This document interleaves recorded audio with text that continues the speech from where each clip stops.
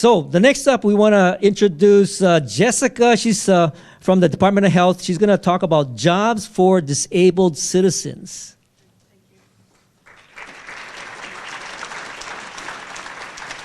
Thank you. Wow, I have to stand in one place. That's actually a challenge for me. You can take the mic off and walk around. I don't trust that I won't fall or hurt someone else. So anyway. You want your mobile? Okay, yeah, that'd be great. Okay, how do I do this? Just hold it. Yeah. Just hold it? Yeah. Okay. Is this working? So the right side. Oh, wow, I need another hand. We can flip it for you. Just tell us next slide. Okay, will do.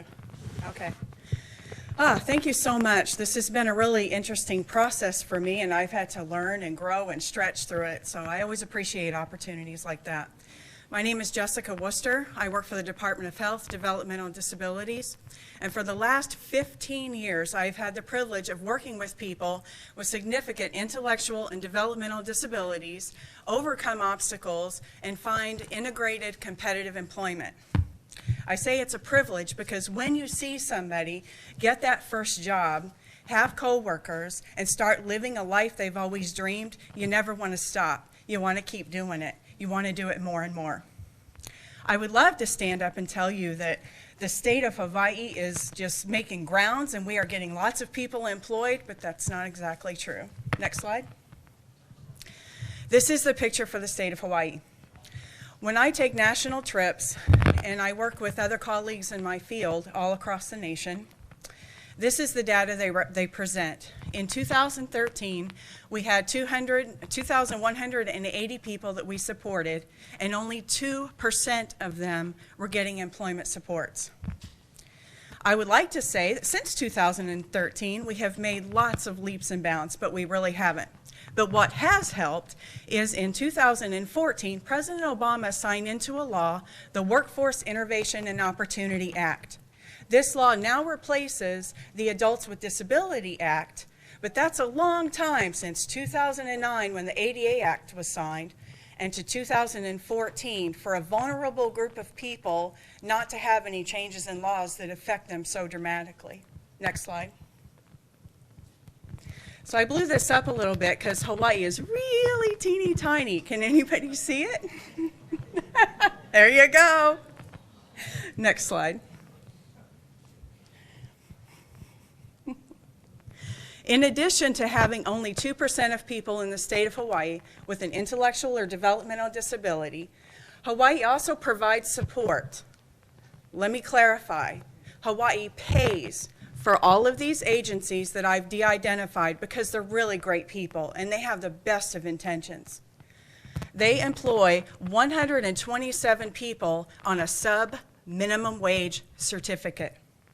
So why are these people not making a competitive wage? Simply because they have a disability and the law allows it. I call foul. I'm not okay with that. If you can get up and go to work every day and you can perform the same task, then you ought to be able to earn the same wage as everyone else without a disability. I want to change that number. I want zeros all the way down these columns. And with your help, we can do that. Next slide. I don't know this gentleman personally. I wish he did because he looks really cool and he's got a lot of support. But in Hawaii, we have a lot of people with developmental disabilities that come to me with the same story that this young man probably can tell. What they would say to you is, I worked really hard in school. I was trapped in a classroom with other people with disabilities and didn't have the opportunity to really socialize with my peers. But I fought, and my parents fought, and we made it. We were able to be integrated in the school, and I graduated. And I would love to tell you that after this graduation day, everybody rallied around him and he got some skills and he went on to work and he got himself a girlfriend, an apartment, and he's living large. That's not what's happening in the state of Hawaii. What really happens is people graduate and they're passed from person to person. They learn a skill, the information is lost. They go to Department of Vocational Rehabilitation, they work with them a little bit. I'm not really sure he can work, but we know he can work. Next slide. I thought I was missing one. Okay, so what's the problem? So the problem is, even though our people are being taught soft skills, and some of you might say, what are soft skills? How many of you know on donut day at work, you bring donuts? Nobody brings donuts on donut day? How are you still employed? That's a soft skill. That's an example I want to share with you. People with intellectual and developmental disabilities don't innately know that that's the thing to do. So we need to teach them, and we need a way to track it so that if they do go to a different provider, because frankly they're fed up with that one because they're not performing, and they ought to have the right to do that, we don't want to lose that information. We need to know what soft skills that they've learned. We need to help them with social connections and locate job openings that their skills will be able to fill. And businesses love this. They need to have access to transportation. And sometimes that's just having the information on the person to say, where is that bus? Why isn't Handyvan here yet? Here, let me check. Resumes that put the job seeker in a positive role. What we have discovered is if you film somebody doing the work, then the business owner can say, I can see that person working in my business doing that skill, as opposed to somebody that maybe they don't interview so well. Training and documentation. So they've learned how to do stuff on the computer, but when they're sitting in front of you, you're not sure they can really do that. I want to see that information tracked and say, yes, this person can do coding. This person can operate Microsoft Word. This person can operate a photocopier. Providing on-the-job training and support. I'm telling you, sometimes if I videotape how to do something and I show it to somebody with a disability, they get it because they can see it and they can use that and replay it over and over. And work experience. How many of you just graduated from college and everybody you go to says, yes, but what have you done? Well, how are you supposed to get work experience if you don't hire me? Next slide. Research has shown that employment helps people improve their reputation in the community. When you go to a party, what's the first question a lot of people ask you? What do you do? It identifies who we are. And here in America, employment is the largest social club we have, right? We go to after-work parties, we pauhana, we do work things. What's somebody with a disability not working supposed to be doing with their day? They are more valued by all of society if they can say, I work at Shop and Save. I work over at the bank. All of a sudden, you start to respect them more, even if you don't realize it. It benefits their physical health. If you have a place to go when you get up in the morning and you go to work every day, you have a routine, you are enjoying a greater physical lifestyle. It decreases their dependence on paid staff. How many of you know that it is no fun to have people wait on you and do things for you all day? How do you feel if you're ever broke your leg and you can't move as much as you want to? Provide opportunity to make friends. A lot of people that have developmental and intellectual disabilities are isolated from the community. The only people they spend time with are other people that are disabled, or they spend time with people that are paid to be with them. Well, I don't know about you, but I want to spend time with people that want to be with me, that like me, that aren't really paid to be with me. That's what makes me feel good about myself. That's a true relationship, and work provides that for our folks. And last but certainly not least is socioeconomic status. So in addition to being disabled, having people work with you and paid to be with you and not have any real friends, you don't have money. You can't go to the movies. You can't do anything social because you can't afford it. And society doesn't value that either. Next slide. But the Department of Developmental Disabilities has been working hard since the WIOA Act has passed. Everybody on this board has been hired because the Department of Developmental Disabilities provided a service. This is great. This is not enough, and we definitely need your help. Next slide. So this is the challenge. I want you to help me put a tool into the hands of the job seeker with developmental disabilities that they can use, they control, to track their skills that they acquire, to encourage them to acquire more skills, to help them have access to their transportation, to help them with Q&A questions. Maybe it's a forum. I don't know what this looks like, but I know it's definitely needed. And I know with your help, we can change that little teeny number in the state of Hawaii and move it right on up the scale. Thank you for your time.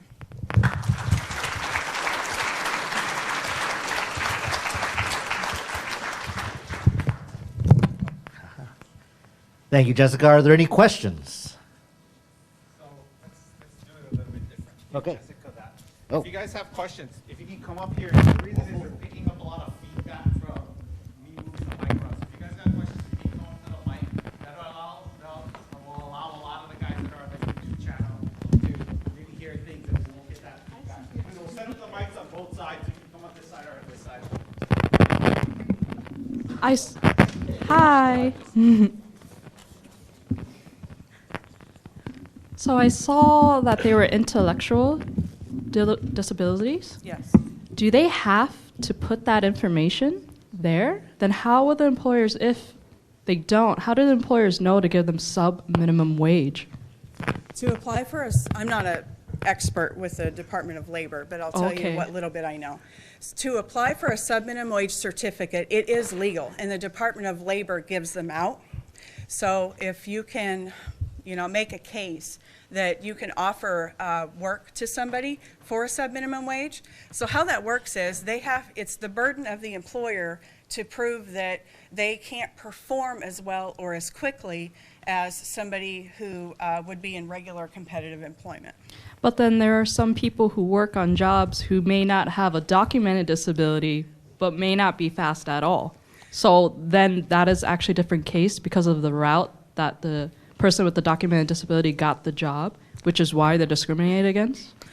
Exactly. Many states are going to their legislatures and they're saying, hey, this isn't right. We want this written out. We want it gone.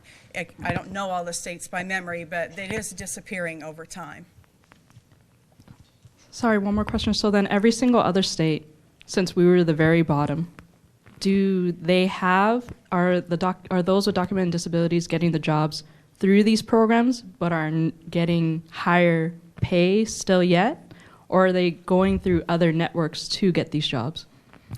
Actually, we're using what's kind of a new old system to those of us in the field that are employment specialists. We use customized employment. So what has happened in the past is if you have if a person with a disability wants a job, we say, okay, you want a job, you can do these things, this job is opening, boom, we put you in it. That never works. They don't stay because it's not a good fit, because they didn't look at the environment, they didn't look at the people, they didn't look at each individual task. We don't do that anymore. So this is, sub-minimum wage is really an archaic system. Because they're so desperate for a job, is that why? Yes, and it was built with good intentions. I do want to say this. Everything that we do in our field that we look back on and go, oh, why did we do that, was built on good intentions. The intention was, we're going to give people an opportunity to learn some skills, make some social contacts so they can get a competitive integrated job. But unfortunately, they get stuck and they never move out. And so they're still there. Thank you. You're welcome. Hi. So I was wondering, do you guys currently have a system, or what is your system in place now for hiring individuals with mental disabilities? So, like I said, currently we're just starting because of the employment, it's called EFSLNP, employment, I can't remember. I hate to give you alphabet soup, but I just can't remember it all. It's too long. Anyway, it was a national grant that was given to the state of Hawaii to work on this very problem, to increase that number, not just with the Developmental Disabilities Department, but with the Mental Health and with the Department of Vocational Rehabilitation, mostly because of the WIOA Act that came out. Did that answer your question or no? I was wondering, so do you have one-on-one, do you talk with them personally? And Yes. then do you go and you try and find them a job? So everything what I've is- been doing for the last, well, actually, I just started working for the Department of Health since June 13th, actually. So anyway, what I've done, though, is create a customized employment training packet. So we're going to take all of this training that we got through the EFSLNP grant. We're going to be training all of our providers so that they're using this new innovative method of working on attaching someone who has their skills, talents, and abilities to an appropriate job where a business owner needs those skills, talents, and abilities, because that's the only way it truly works. So we've just started doing that. But if the job seeker had access to that information and held that information, then it wouldn't matter where they went or what vendor that they went to, then everybody would have that information. So we'd be able to use the customized information and get a better fit without losing the information. Thank you. So the application that you need is for the job seeker, right? Yes, ma'am. It's an outward-facing application. Yep. Who's putting the data in that application? So I will be training people how to input the data, which we want something that's really intuitive, something really simple. I'm not looking at, you know, lots of medical information and that sort of thing, but to be able to pick up their iPad, because a lot of them have them, and film them doing a certain skill so that they can show the next person that's helping them get a job. If I could put this in the hands of students while they're in school, then we wouldn't lose all that information either. Since you're dealing with people with disabilities, there's certain type of consideration when you're talking about accessibility to an app. Do you have the expectation that those, you know, like you have people with eyesight problems and people with, you know, hearing problems, or even the ability to touch and manipulate or type in information? So you would expect an application that could also be voice, you know, they could talk and fill out the information, or they can film and do a lot of those things without, you know, what we take for granted. Exactly, and you bring up a good point. We actually have some state experts that work one-on-one with people. If they find an app that they want to use, we can usually adapt it for that particular person. Because even if disabilities are somewhat similar, every single job seeker I've ever worked with is completely different. If you've met one person with autism, you've met one person with autism. They never come to the table with the same problems. So something that was, you know, just basic, and then if we need to adapt it, we could. Right, and the information that you take, are you taking that from them and putting it into a current existing system that you have? No, they would keep it. So it would be kind of like their own personal Facebook, where they decide who can see it. And maybe it'll have videos on it. And we've done a little prototyping around what we think that might look like. But we're really relying on you guys to, you know, tell us what might work better. Okay, thank you. Thank you.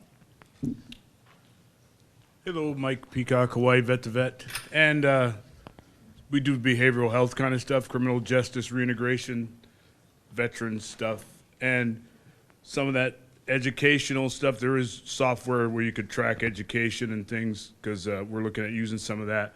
My question comes to the hiring of this, you say disabled or whatever, that's a stigmatic word for me. Individuals with hardships that they have to overcome or whatever, stigma kind of stuff. Now, the federal government has tax incentives for people to hire veterans and things like that. Does the state, has there ever been a look at having tax incentives so that they could limit the amount of time that someone has the subpar wage before it has to come to a standard livable wage is what we all want to have for everybody, even in mental health recovery. So have you ever looked at that kind of thing? I think we have very briefly for our population, but what we have found that works best is if we establish relationships with employers, and we really just want to take time to get to know that person and what they're capable of. And in this current system, we don't really have the ability to do that, and if we do get the information, a lot of times it's lost over time because they change providers. So for the application, I know it's going to be for like the job seeker to put in their information. Do you guys already have like some type of employer pool that highly considers these individuals with disabilities? Like, for example, I understand that the Division of Vocational Rehab, they do kind of have employers who are already there willing to take their clientele. So I was wondering, do you guys have like data like that available? And are you guys going to create something where when the user inputs something, they can also take like a brief assessment? You're talking about like work environment and other things that they might consider when they want to do a job. So are they going to go through like an assessment and then have that kind of data for the user and then have like it come out where the person with a disability can kind of see like what they're interested in and then maybe send in like the video resumes to those people? Like, is that kind of what you're looking for? And So a little bit, but let me explain a little more. There's 3 different kinds of employment. There's competitive employment, and that's what we all do to go find jobs. Sometimes we talk to people who we know, and then we apply for a job with a resume, and we go for an interview, and that's competitive employment. Then there's supported employment, and that's what the Department of Vocational Rehabilitation does. Supported employment meets the needs of people with some minor challenges to overcome, but we're working with people with significant intellectual and developmental disabilities. And what we have found throughout the nation that works really well, the reason everybody else's numbers are so much higher than ours, is that they're using customized employment. What we really want to do is get to know that job seeker better than anybody else. And at the same time, we go out and we get to know our businesses and we establish relationships. So this isn't going to be a cookie cutter type of thing, but if you can help me get to know that individual better over a long period of time, say 6 months to a year, then you have given me the tools I need to be able to help connect that person with the business that was the best fit for them. Good? All right, thank you. Once again, thank you, Jessica.